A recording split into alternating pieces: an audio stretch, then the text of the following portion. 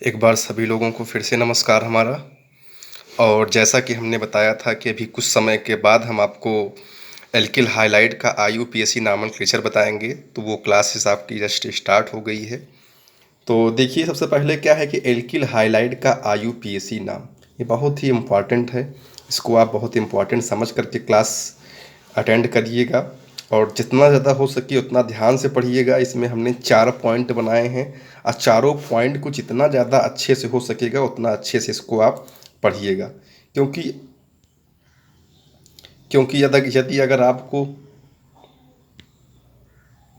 यदि अगर आपको आईयूपीएसी नॉमेनक्लेचर अगर लिखना नहीं आया तो आगे आपको रिएक्शंस भी करने में समस्याएं होंगी।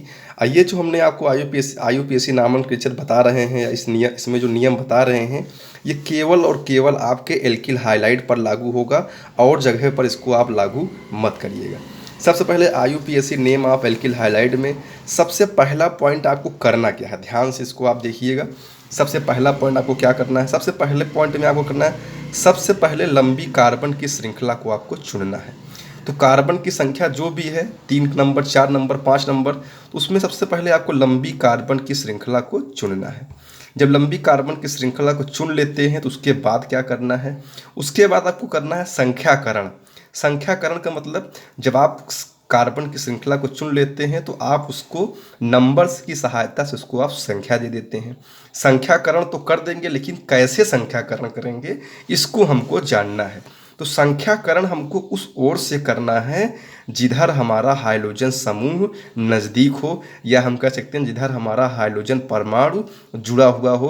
अब हाइड्रोजन परमाणु के रूप में फिर से हम डिस्कस कर दे रहे हैं, जैसे फ्लोरीन हो गया, क्लोरीन हो गया, ब्रोमीन हो गया और आयोडीन हो गया। तो ये 2 पॉइंट आपके समाप्त हो गए। Third point most important point है, नाम लिखते समय सबसे पहले जिस संख्या पर हाइड्रोजन परमाणु जुड़ा हो, सबसे पहले जिस संख्या पर हाइड्रोजन परमाणु जुड़ा हो उसकी संख्या को लिखते हैं। उसके बाद हाइड्रोजन परमाणु का पूर्व लग्नक लिखते हैं। अब यहाँ पर समस्या हो गई कि हाइड्रोजन परमाणु का पूर्व लग्नक क्या होता है। तो यहाँ पर देखिए हमने लिखाया हुआ है, एक तरफ हमने हाइड्रोजन लिखाया हुआ है, दूसरी तरफ हमने पूर्व लग्नक लिखाया है। अगर फ्लोरीन जुड़ा हुआ है तो इसको हम लोग फ्लोरो कहेंगे, क्लोरीन जुड़ा हुआ है तो क्लोरो कहेंगे, ब्रोमीन जुड़ा हुआ है तो ब्रोमो कहेंगे, और यदि आयोडीन जुड़ा हुआ है तो इसको हम लोग आइडो कहेंगे। जैसा कि मुझे लगता है सबको क्लियर हो गया है कि हाइड्रोजन का पूर्व लग्नक क्या है। अगला जो चौथा पॉइंट है, ये बहुत ही ज़्यादा इंपॉर्टेंट पॉइंट है और इसी पॉइंट पर सब लोग समस्याएं उत्पन्न सबको समस्या उत्पन्न हो जाती है। अब इसमें क्या है, यदि हाइड्रोजन की संख्या 1 से अधिक हो तो, यदि हाइड्रोजन की संख्या 1 से अधिक हो तो, अब हाइड्रोजन की संख्या 1 से अधिक हो, ये 2 प्रकार की हो सकती है। पहला तो क्या है, एक ही प्रकार के हो सकते हैं। जैसे मान लीजिए पहले नंबर वाले कार्बन पर क्लोरीन जुड़ा हुआ है, दूसरे नंबर वाले कार्बन पर क्लोरीन जुड़ा हुआ है, तीसरे नंबर वाले भी कार्बन पर क्लोरीन जुड़ा हुआ है तो 1 से अधिक लेकिन एक ही प्रकार का है। तो उसका नाम देखिए कैसे लिखते हैं। यदि एक ही प्रकार के हाइड्रोजन परमाणु जुड़े हुए हों तो सबसे पहले जिस जिस कार्बन की संख्या पर जुड़ा होता है उस संख्या को लिखते हैं। और संख्या को लिखने के बाद अगर 2 कार्बन की संख्या पर जुड़ा हुआ है, जैसे 1 पे जुड़ा हुआ है, 2 पे जुड़ा हुआ है, तो फिर हम लिखेंगे 1 और कॉमा लगाएंगे, क्योंकि दूसरी संख्या लिखने के पहले कॉमा लगाएंगे। इसको जरूर ध्यान दीजिएगा, नहीं तो अगर 1 और 1 लिख देंगे तो 11 हो जाएगा, 2 और 2 लिख देंगे तो 22 हो जाएगा, 1, 2 और 1 लिख देंगे तो 121 हो जाएगा। तो कॉमा लगाना जरूर मत भूलिएगा। यदि 2 जुड़ा हुआ है तो संख्या को लिखेंगे, उसके बाद कॉमा लगाएंगे, फिर संख्या को लिखेंगे, उसके बाद हम क्या लिखते हैं, डाई लगाते हैं अगर 2 लिखा है तो। इसी तरीके से 3 लिखा हुआ है तो ट्राई लगाते हैं, और लिखने के बाद जैसे अगर फ्लोरीन जुड़ा हुआ है तो फ्लोरो लिखते हैं, क्लोरीन जुड़ा हुआ है तो क्लोरो लिखते हैं। अभी हम इसको और एग्जाम्पल दे करके डिस्कशन करेंगे तो और भी ज़्यादा ये क्लियर हो जाएगा। आगे फिर क्या है, यदि अलग अलग प्रकार के हाइड्रोजन परमाणु जुड़े हुए, जैसे कि हम बी पॉइंट में लिखा है अलग अलग प्रकार के हो सकते हैं, तो उसका नाम हम लोग क्या करते हैं, अल्फा ब्रैक्टिकल लिखते हैं। अल्फा ब्रैक्टिकल सब लोग जानते हैं। अल्फा ब्रैक्टिकल का मतलब होता है अकॉर्डिंग टू ABCD रूल। तो ABCD रूल में जैसे क्या है, किसी भी कार्बन पर एक कार्बन पर ब्रोमीन जुड़ा हुआ है, दूसरे कार्बन पर क्लोरीन जुड़ा हुआ है, तीसरे कार्बन पर फ्लोरीन जुड़ा हुआ है। तो हमको इस तरीके का जब श्रृंखला है तो हमको गिनती उसी ओर से करना है जिधर से अल्फा ब्रैक्टिकल के अनुसार पूर्व लग्नक आते हों। गिनती करने के बाद अल्फा प्रैक्टिकल में पहले ब्रोमीन आता है, तो ब्रोमीन पहले नहीं लिखेंगे, पहले उसकी संख्या को लिखेंगे। जैसे मान लीजिए दूसरे नंबर पर लिखा है तो 2 ब्रोमो लगाएंगे, तीसरे नंबर पर क्लोरीन जुड़ा हुआ है 3 क्लोरो लगाएंगे, चौथे नंबर पर आयोडीन लिखा हुआ है 4 आयोडो लगाएंगे। उसके बाद फिर मूल शब्द लिखेंगे, फिर प्राथमिक अनुलग्नक लिखते हैं। इस प्रकार से हमारा एल्किल हाइलाइड का IUPAC नाम समाप्त हो जाता है। जैसा कि देखिए हमने नीचे एक फार्मूला आपको बताया हुआ है, लिखा हुआ है, ये केवल और केवल जो एप्लीकेबल होगा ये केवल और केवल एल्किल हाइलाइड पर एप्लीकेबल होगा, हर जगह पर नहीं होगा। हर जगह पर कुछ चीज़ें सेम होंगी, कुछ चीज़ें डिफरेंस होंगी, इसलिए हम इसको आपको नहीं कहेंगे कि हर जगह इसको आप लगाइए। तो सबसे पहले क्या लिखते हैं, पूर्व लग्नक। अब पूर्व लग्नक के रूप में जो आपको एल्किल हाइलाइड पर लिखा हुआ मिलेगा, हमेशा हर जगह क्या मिलेगा, हाइलोजन। और हाइलोजन का पूर्व लग्नक जैसा कि हमने देखिए आपको यहाँ पर F के लिए फ्लोरो, Cl के लिए क्लोरो, Br के लिए ब्रोमो और I के लिए आयोडो लिखा दिया है।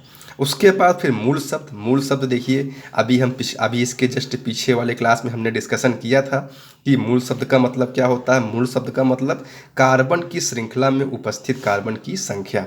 जैसा कि 1 कार्बन के लिए मेथ, 2 कार्बन के लिए एथ, 3 के लिए प्रोप, इस तरीके से हमने बताया। उसके बाद आता है प्राथमिक अनुलग्नक। अभी प्राथमिक अनुलग्नक को हम डिटेल में डिस्कस कर रहे हैं, जस्ट साइड में है। तो ये केवल और केवल ध्यान रहे, केवल और केवल ये एल्किल हाइलाइड पर ही लागू होगा। आगे देखिए, पूर्व लग्नक को हमने बता ही दिया है, मूल शब्द को हमने बता ही दिया है। अब आता है तीसरे नंबर पर बात, प्राथमिक अनुलग्नक। प्राथमिक अनुलग्नक क्या होता है, ये मुख्य रूप से 3 प्रकार का होता है। 3 प्रकार का क्यों होता है, किसके ऊपर डिपेंड करता है, ये डिपेंड करता है कि जो कार्बन की श्रृंखला आपको मिलेगी उसमें कौन से बॉन्ड से जुड़ा हुआ है। क्योंकि जैसा कि आप जानते हैं कि मुख्य रूप से जो केमिस्ट्री में बॉन्ड यूज किया जाता है 3 ही प्रकार का होता है, सिंगल बॉन्ड, डबल बॉन्ड और ट्रिपल बॉन्ड। बाकी होता तो कोऑर्डिनेट बॉन्ड है। कोऑर्डिनेट बॉन्ड का हम लोग ऑर्गेनिक केमिस्ट्री में यूज नहीं करते हैं, उसका हम लोग इनऑर्गेनिक केमिस्ट्री में यूज करते हैं। जो निर्भर करता है कि कार्बन की श्रृंखला में कौन से बंध से जुड़ा हुआ है। यदि कार्बन की श्रृंखला एकल बंध से जुड़ा हुआ है, सारे जितने भी कार्बन की श्रृंखला है सभी में सिंगल बॉन्ड दिखाई देते हैं, तो मूल शब्द जस्ट लिखने के बाद हम एन जोड़ देते हैं। जैसे मूल शब्द को मतलब क्या, जैसे कार्बन की संख्या 2 है, 2 के लिए एथ लगाएंगे, लास्ट में एन जोड़ देंगे तो क्या हो जाएगा, इथेन हो जाएगा। उसी तरीके से जैसे कार्बन की संख्या में डबल बॉन्ड्स जुड़ा हुआ हो, कार्बन की संख्या में डबल बॉन्ड्स जुड़ा हुआ है, तो मूल शब्द लिखने के बाद इन लिख देते हैं तो आपका ये हो जाता है। यदि कार्बन की श्रृंखला में अगर ट्रिपल बॉन्ड जुड़ा हुआ हो तो मूल शब्द में क्या कर देते हैं, मूल शब्द में हम वाई यानी जोड़ देते हैं, जो कि एक प्रकार का क्या होता है ये, अगर सिंगल बॉन्ड जुड़ा हुआ है तो उसको हम लोग एल्केन कहते हैं, डबल बॉन्ड जुड़ा हुआ है तो एल्कीन कहते हैं, ट्रिपल बॉन्ड जुड़ा हुआ है तो आयन कहते हैं।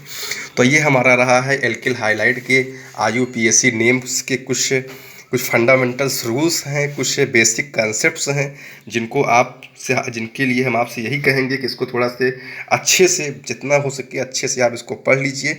और अभी जस्ट हम आपको क्या बोलते हैं, हो सकता है आज ही क्या बोलते हैं, इसके हम सारे एग्जाम्पल करा देंगे।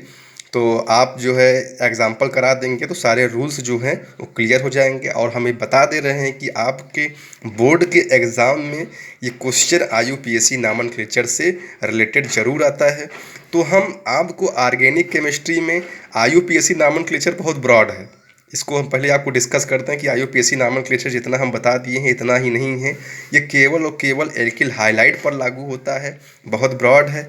तो हम क्या करेंगे, आपको यूनिट वाइज जैसे एल्किल हाइलाइड पढ़ाएंगे तो एल्किल हाइलाइड का IUPAC, एल्कोहल पढ़ाएंगे तो एल्कोहल का, एल्डिहाइड पढ़ाएंगे तो एल्डिहाइड का, कीटोन पढ़ाएंगे तो कीटोन का, ईथर का पढ़ाएंगे तो ईथर का, नाइट्रोजन एंड इट्स कंपाउंड का पढ़ाएंगे तो उसमें एमीन का, एमाइड का, सबको हम एक यूनिट वाइज डिस्कस करते चलेंगे ताकि आपका मिक्स ना हो और सब एक एक पॉइंट आपका क्लियर रहे। तो जैसा भी है हमने आपको पॉइंट इसमें सब लिखा दिए हैं, इसको आप अच्छे से पढ़िए।